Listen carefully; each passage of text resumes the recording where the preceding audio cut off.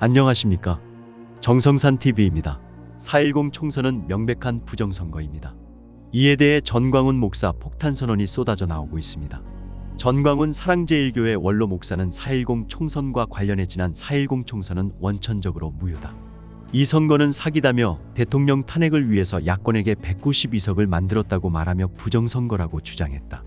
전 목사는 광화문 이승만 광장에서 대한민국 살리기 운동 본부 주최로 열린 자유통일을 위한 국민혁명 국민대회에서 이같이 밝히며 3개월 안에 재선거를 해야 한다고 주장했다. 전 목사는 윤석열 대통령을 당선시키기 위해서 지난 5년 동안 눈이 오나 비가 오나 바람이 부나 광화문에서 투쟁했다며 이러한 광화문 운동을 통해 정권 교체가 이뤄졌다고 말했다.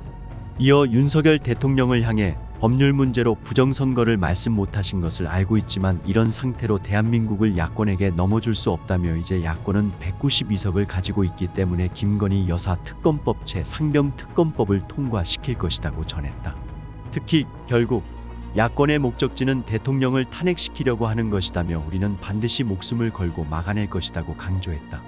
그러면서 지난 총선을 통해 밝혀진 것처럼 우파의 조직이 없다. 국민의힘에는 조직이 없다며 오직 대한민국을 지키는 조직은 광화문 조직밖에 없다고 목소리를 높였다.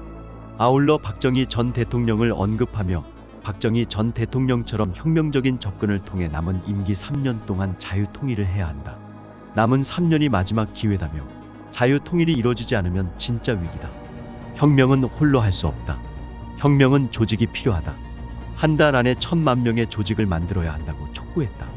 장학일 자유마을 총재는 이번 4.10 총선은 도저히 용납 불가능한 부정선거 증거들로 얼룩졌다며 자유통일당이 도둑 맞은 표만 해도 전국적으로 수백만 표에 달할 것이라고 설명했다. 김학성 전 강원대 법학전문대학원 교수는 이번 부정선거로 인해 자유통일당이 200만 표 이상이 도륙당했다며 광화문 조직들이 모여 이 문제를 해결하지 않으면 대한민국 정의를 바로 세울 수 없다고 언급했다.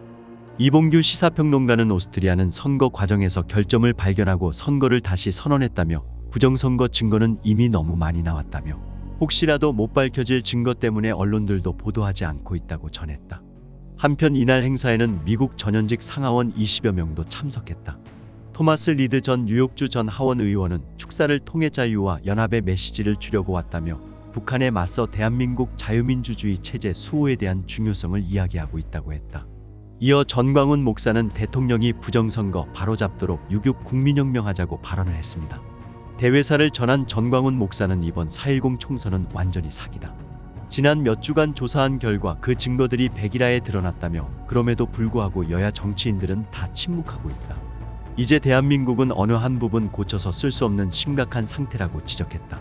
전 목사는 따라서 우리는 제2의 4.19 혁명과 5.16 혁명으로 나라를 바로 세워 자유통일을 이루고 세계 지토 국가가 돼야 한다며 오늘날 대한민국은 이 두 혁명 덕분에 존재한다. 혁명을 하려면 목숨을 걸어야 하는데 우리가 죽을 각오를 하면 나라가 산다고 했다. 이어 연단에 오른 헌법학자 김학성 교수는 이승만은 제4대 정 부통령 선거 당시 상대 후보의 사망으로 단독 후보가 됐었기에 부정선거를 할 필요가 없었다. 하지만 자유당이 이기붕을 부통령으로 만들기 위해 부정선거를 저질렀다가 4.19 혁명이 터졌다며 이번에도 전국적으로 부정선거를 규탄하는 국민들이 일어나면 과거 4.19와 같은 사건이 일어날 것이라고 했다.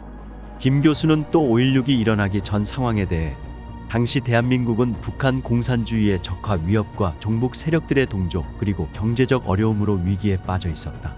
그때만 해도 북한이 대한민국보다 3배 잘 살았다며 그러나 5.16 혁명을 일으킨 박정희가 경제를 발전시키고 안보를 강화해 그 위기를 극복했던 것이라고 했다.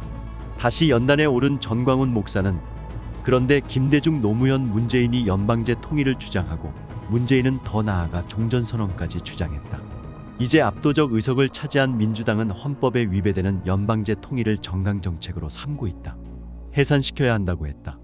전 목사는 문재인이 간첩 신영복을 존경한다고 하고 국정원 원운석을 신영복 글씨체로 바꾸고 제주 4.3을 먼저 꿈꾼 것이라고 말하는 것을 보고 제가 한기총 대표회장이던 당시 광화문 운동을 일으켜 대한민국의 생명을 5년 연기시켰다며 저런 자가 아직까지도 떵떵거리며 살아서야 되겠느냐고 했다.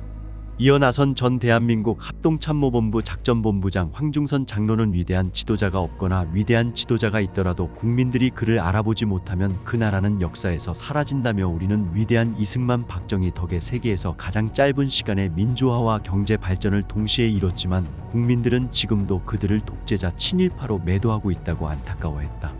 황 장로는 왜 위대한 지도자를 알아보지 못하고 선전선동에 놀아느냐며 이번 선거에 대해 국민들의 반 이상은 분명 부정이 있다고 느끼고 있다.